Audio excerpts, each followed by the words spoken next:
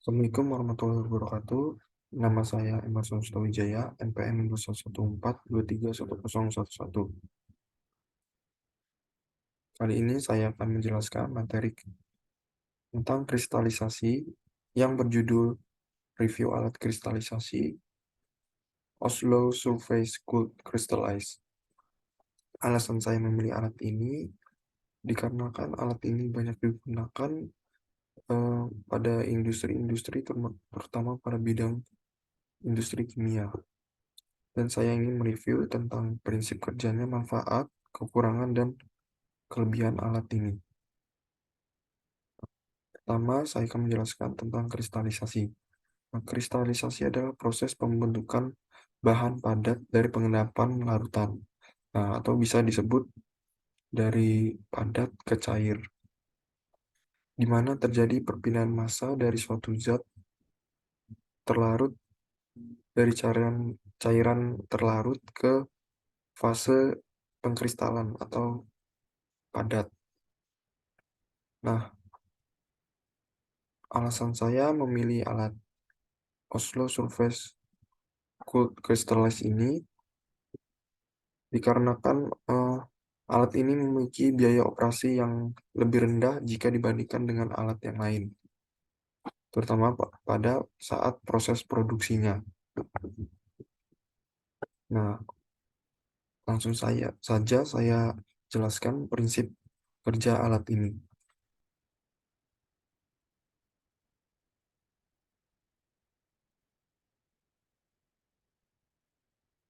Ini adalah gambar alat dari Oslo Surface Cooled Crystallize. Untuk prinsip kerjanya, nah, ini terdapat banyak bagian, ada suspension chamber, fines removal, suspend crystals, circulation pipe atau pipa sirkulasi, ada pompa sirkulasi, ada. Nah, ini sini ada cooler atau pendingin. Nah, lalu ada resirkulasi pipanya. Prinsip kerja alat ini sebenarnya sama saja dengan Oslo Surface Evaporation Crystallize. Nah, tapi bedanya eh, di sini itu pada Oslo Crystallize, pada Oslo Surface Crystallize ini eh, hanya saja cairannya didinginkan terlebih dahulu sebelum kita kristalisasi. Nah, prinsip kerjanya itu pertama, umpan itu dimasukkan ke dalam tanda yang berhuruf G ini. Lalu masuk ke pipa sirkulasinya.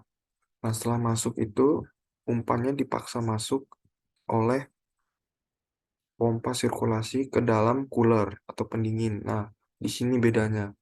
Di sini eh, umpannya itu kita dinginkan terlebih dahulu menggunakan cooler, lalu dipompa keluar ke pipa sirkulasi lagi. Nah, setelah itu umpannya masuk ke dalam ruang suspensi.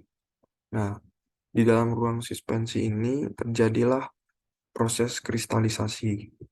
Nah, di proses kristalisasi ini terdapat juga kendala seperti ada kerakan atau eh,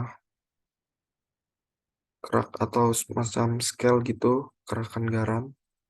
Nah, caranya agar tidak terhambat lagi, kita beri bibit-bibit kristal agar mempercepat proses kristalisasi.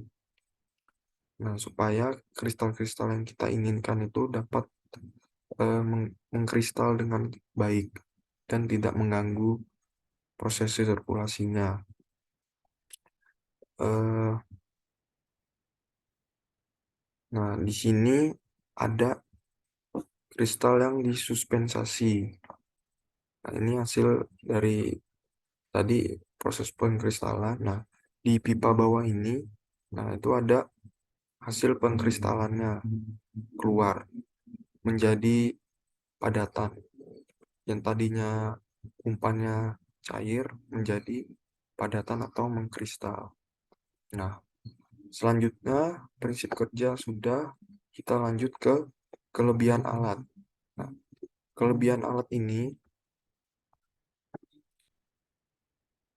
kelebihan alat ini mempunyai kelebihan eh, yaitu operasinya stabil, lalu siklus operasinya itu tidak lama, lalu mempunyai maintenance atau perbaikan yang sangat rendah jika dibandingkan dengan alat lain. Lalu hmm, alat ini juga sangat mengurangi pembentukan kerak tadi yang seperti kerakan garam itu, karena mempunyai karena sebelum dikristalisasi itu didinginkan terlebih dahulu. Dan tentu saja biaya operasinya alat ini itu jauh lebih rendah saat proses produksi jika dibandingkan dengan alat kristalisasi yang lain. Nah, setelah itu kita ke manfaat. Nah, manfaat pada proses kristalisasi ini eh, merupakan proses yang sangat efisien dan bertujuan untuk memurnikan dan mempunyai eh, hasil dari kristalisasi yang sangat baik. Nah, lalu untuk kekurangannya, alat ini mempunyai kekurangan, yaitu eh, kristalnya itu sulit dikendalikan, jadi bisa saja kristalnya ada yang besar, ada yang kecil, jadi sulit dikendalikan. Dan alat ini cuma bisa bekerja pada kekentalan yang rendah atau low viscosity. Lalu hmm, alat ini memerlukan energi yang sangat besar. Nah, itu kekurangannya, dan memerlukan pendinginan dan panas yang cukup besar. Jadi energinya pada alat ini banyak memakan energi lah pada alat ini. Lalu setelah itu mungkin eh, saran saya pada alat ini, eh, semoga alat ini bisa lah dimodifikasi sedemikian rupa agar tidak terlalu memerlukan energi yang sangat besar dan tidak memakan biaya yang banyak untuk eh, energi pada alat ini. Nah, supaya energi yang dibutuhkan itu hemat dan tidak boros energi. Lalu demikian dari saya. Eh, Jika ada kesalahan saya mohon maaf. Dan ini ada daftar pustaka yang saya ambil dari video YouTube yang berjudul Kelompok 4 Presentasi OTK 2 Kristalisasi Oslo Surface Cold Crystallize, yang saya ambil dari video YouTube. Mungkin itu saja dari saya. Saya akhiri. Wassalamualaikum warahmatullahi wabarakatuh.